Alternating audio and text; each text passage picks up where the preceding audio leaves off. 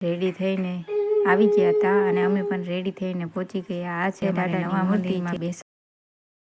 Hello guys, good morning. તો અમે તૈયાર થઈ ગયા છીએ બહાર જવા માટે. મેં લઈ લીધા થેલાને નીકળી ગયા અમે. પછી બેસી ગયા અમે રિક્ષામાં ને રિક્ષામાંથી ઉતરીને બેસી ગયા ઈકોમાં. ઈકોમાંથી ઉતરીને અમે બેસી ગયા શટલિયું રિક્ષામાં.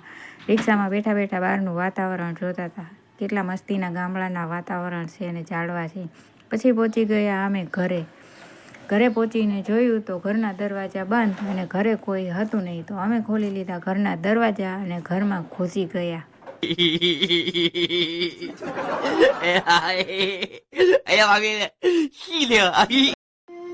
પછી આવું છે કાંઈક અમારા ઘરનું દ્રશ્ય. જો ગાઈસ, આ છે મારું.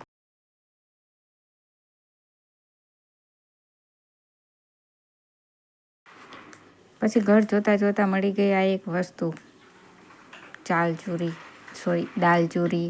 પછી ખાઈ લીધી દાલ ચૂરી અને બનાવવા બેસી ગયા રોટલા. રોટલા બનાવ્યા. આવા થયા છે કંઈક રોટલા. કમેન્ટમાં જરૂર જણાવજો કે એવા બન્યા જ રોટલા. પછી બનાવી લીધું શાક અને શાક બનાવીને બેસી ગયા જમવા. પછી સવાર પડી ગયું અને સવારમાં ઉઠીને મસ્તીનું વાતાવરણ જોઈ લીધું. ગામડાની મજા ચકી અને કુદરતી વાતાવરણ સાથે જ છે. તમે જોઈ શકો છો મિત્રો, કેટલી મસ્ત મજાની ચકીઓ બેઠી છે ઝાડવામાં અને પાણી પી છે. અને મારા મમ્મીએ ટીંગાડ્યું છે ખાવાનું અને પાણી બંને. એ જોઈને બહારના ઝાડવા પણ જોયા. કેટલા મસ્તીના વાતાવરણ, ઝાડવા, મતલબ સુંદર જ છે. આમ કંઈ ઘટે નહીં એવું દ્રશ્ય છે. પછી મેં જોઈ લીધી બારે ચકીઓ છે ચી ચી કરીને ખાતી હતી.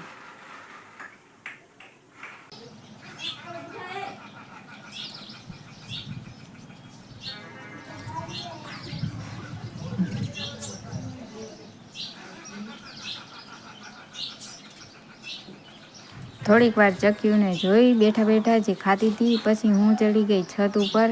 તમને ત્યાં બતાવું ઝાડવા મસ્તીના મારા મમ્મીએ વાવ્યા છે. આ રેડ કલરનું ફ્લાવર, નાના નાના મની વેલ.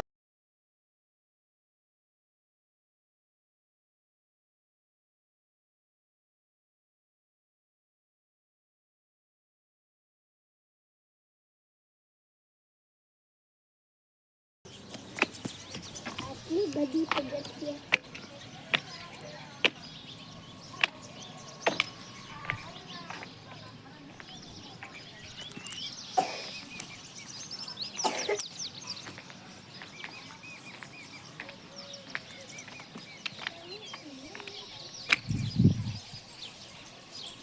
અમારા ઘરની છત ઉપરથી પાછળનું દ્રશ્ય કંઈક આવું દેખાય છે. મોટા મોટા ઝાડવા, ખેતર, નદી બધું દેખાય છે. પછી મારા દીકુએ પણ નમી જોઈ લીધું કે અહીંયા શું છે મમ્મી.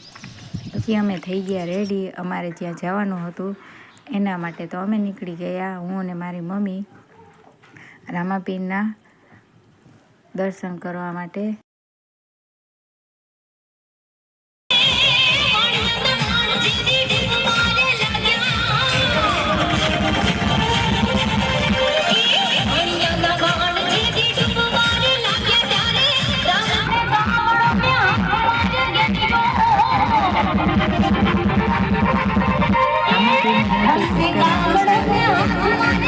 ચાલવા માંડ્યા.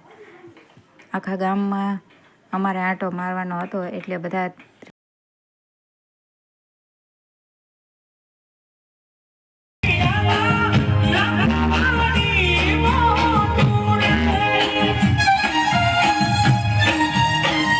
પછી ત્યાંથી આગળ નીકળીને બધા રાસ રમવા માંડ્યા.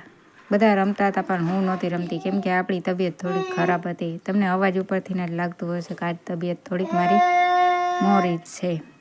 પછી ત્યાંથી નીકળી ગયા આગળ અને અમારા રોનકભાઈને પણ ઈચ્છા થઈ કૂદકા મારવાની. તો 2-4 કૂદકા એને પણ મારી લીધા. પછી અમારા રોનકભાઈએ કીધું હાલો મમ્મી હવે ઘરે પાછા જઈએ, તડકો બહુ લાગે છે. તો અમે ત્યાંથી પગે લાગીને નીકળી ગયા ઘર તરફ પાછા જવા માટે.